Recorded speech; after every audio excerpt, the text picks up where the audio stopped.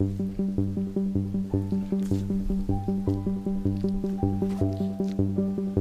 wanna be in the quiet zone, wanna be there on my own, wanna see what I can do, but I don't know what I'd be if you were to go.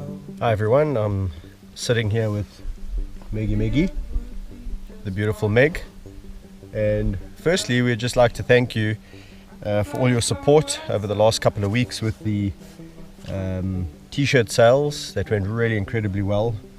That's the t-shirt sale that had the caption on the back, when will the last lions roar, #AskMeg, and we had a tremendous response for which we are really grateful, so thanks very much.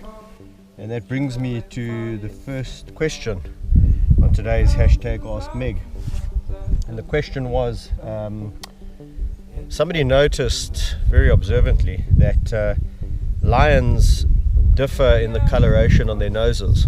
So when he asked, he said, well, I've seen lions and some of them, their noses are entirely pink. Other lions, their noses are entirely black on this little T-piece over there. And others Megs are almost black. And others are speckled, so a little bit of pigmentation on the pink. And he wanted to know, did that mean anything significant? So the answer to that is yes, it's very significant. And in fact, you can use the pinkness on the nose or the pigmentation that a lion has on its nose to determine its age. So to start off with, when the lions are born, their noses are completely pink on that little T-piece there. And then as they get older, there's more and more freckles or pigmentation that starts to develop on that nose. And then when you get to a ripe old age like Meg, of 13, that pigment is entirely filled out, so it's almost entirely black.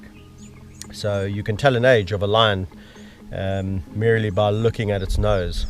Okay, so the last question today in the #AskMeg session was asked by some young gentleman, and the question was, he's seen lions in the bush go up to something, sniff it, and then go like this and open their mouths and show off their teeth, and he wanted to know what did the lion mean by that, or what was it doing.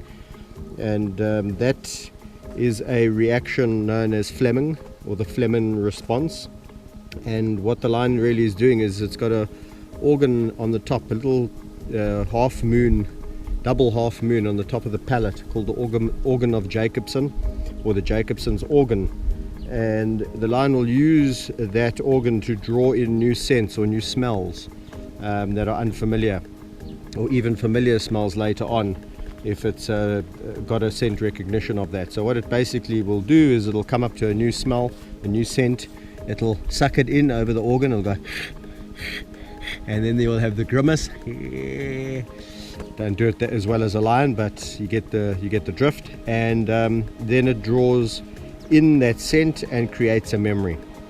So the next time the lion is wandering along and it smells that scent, it immediately goes, this is a familiar smell, and either I need to be worried about it because I know that it is a male, a dominant male, or a competitor, or I don't need to worry about it because that's actually someone from my pride.